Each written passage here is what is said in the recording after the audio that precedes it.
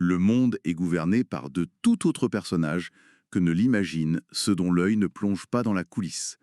Benjamin Disraeli, ça met direct dans l'ambiance, hein. Ah oui, clairement. Et c'est exactement ça qu'on explore aujourd'hui, ces fameuses coulisses du pouvoir. En se basant sur quoi précisément? Alors, on s'appuie sur des extraits d'un livre de Serge Hutin, Gouvernants invisibles et Société secrète. L'idée, c'est de regarder un peu ses arguments sur cette influence cachée qui dirigerait le monde. Une sorte d'histoire parallèle secrète. C'est ça. Hutin reprend d'ailleurs Balzac, qui disait qu'il y a deux histoires, l'officielle, menteuse, et la secrète, où sont les vraies causes. Et il va plus loin, il cite même Walter Rathenau. Oui, les derniers mots qu'on lui prête avant son assassinat, il aurait parlé de 72 individus qui mènent le monde. 72. C'est précis, presque symbolique. Tout à fait. Et ça pointe vers cette idée récurrente d'un pouvoir très concentré et surtout caché. Hutin décrit même une structure pyramidale de ce pouvoir occulte. Une pyramide? Comment ça? Selon un certain Geoffroy de Charnay, en fait Raoul Husson, il y aurait trois niveaux. En bas, les sociétés qui servent de vivier, de recrutement si tu veux. D'accord. Et au milieu? Au milieu, des cercles intermédiaires, un peu les cadres.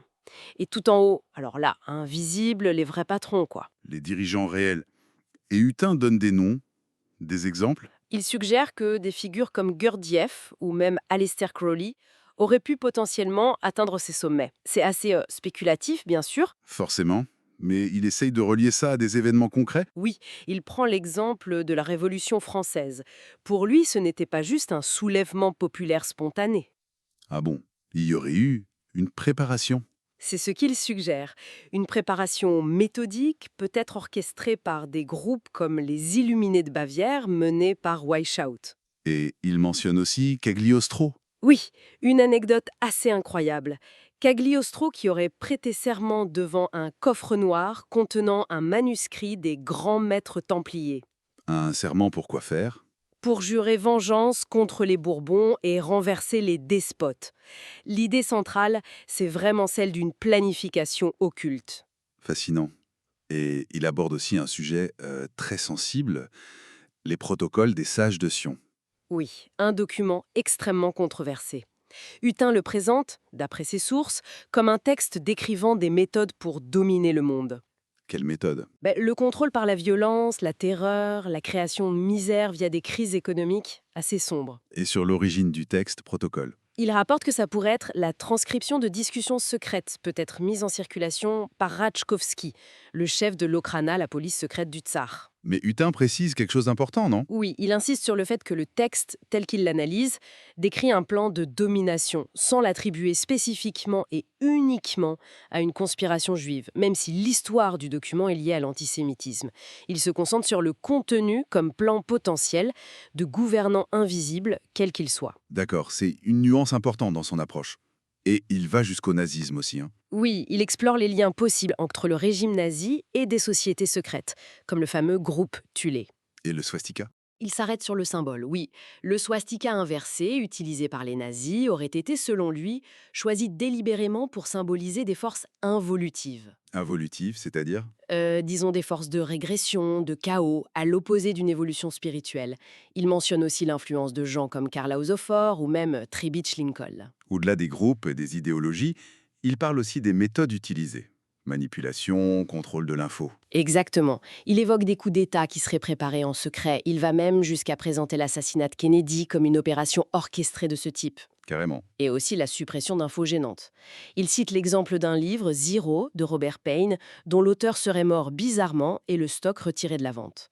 Le pouvoir des symboles revient aussi souvent. Et tout ça débouche sur un autre concept qu'on entend parfois, la scénarchie. Oui, Hutin en parle via Saint-Yves d'Alvedrère d'abord, qui imaginait un gouvernement mondial initiatique, une sorte d'élite spirituelle dirigeante. Mais il y a une version plus politique, c'est ça, hein? Voilà, la synarchie d'empire qui lie, elle, à certains milieux technocratiques, voire au régime autoritaire.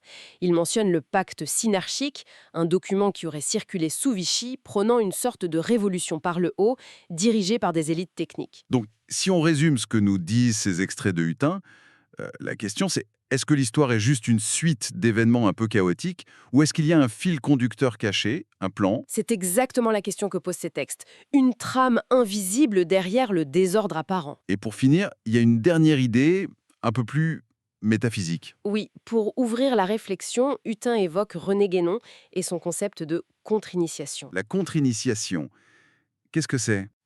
Imagine une sorte d'organisation inversée, œuvrant consciemment pour la subversion, le chaos matériel, l'opposé de l'initiation spirituelle. Mais dans quel but?